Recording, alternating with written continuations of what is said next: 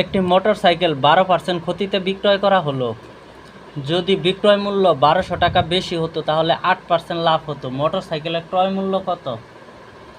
মনে করি ক্রয় মূল্য 100 টাকা, তাহলে 12% ক্ষতিতে বিক্রয় মূল্য 100 - 12 সমান হলো 88 টাকা। আবার 8% লাভে বিক্রয় মূল্য 100 + 8 টাকা সমান 108 টাকা। অতএব বিক্রয় মূল্য বেশি।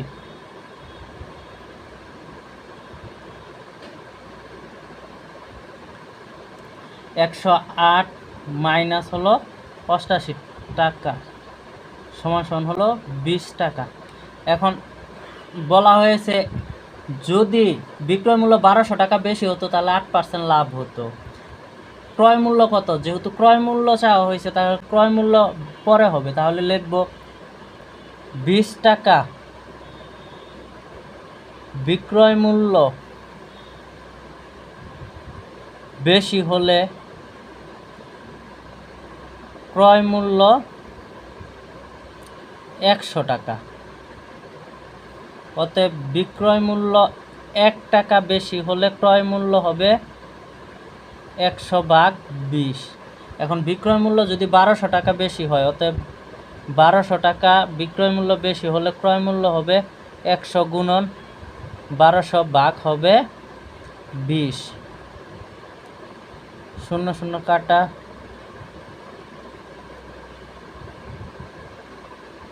5 × 2 = 10, 5 × 12 = 60 আর 2 0। তার মানে বিক্রয় মূল্য যদি 1200 টাকা বেশি হয় তাহলে ক্রয় মূল্য ছিল 6000 টাকা। আশা করি বুঝতে পেরেছ। আমি আবার বুঝাচ্ছি। একটি মোটরসাইকেল 12% ক্ষতিতে বিক্রয় করা হলো। যদি বিক্রয় মূল্য 1200 টাকা বেশি হয় তাহলে 8% লাভ হতো। তাহলে আমরা প্রথমে মোটরসাইকেলের ক্রয় মূল্যটা ধরে নিব 100 টাকা। এখন 12% ক্ষতিতে যদি বিক্রয় করে তাহলে বিক্রয় মূল্য হবে 88 টাকা। আবার 8% লাভে যদি বিক্রয় করে তাহলে বিক্রয় মূল্য হবে 108 টাকা। তার মানে বিক্রয় মূল্য বেশি হয় 20 টাকা। এখন আমরা লিখব বিক্রয় মূল্য 20 টাকা বেশি হলে ক্রয় মূল্য 100 টাকা, বিক্রয় মূল্য 1 টাকা বেশি হলে ক্রয় মূল্য হবে 100/20 টাকা, আর বিক্রয় মূল্য 1200 টাকা বেশি হলে ক্রয় মূল্য হবে 6000 টাকা।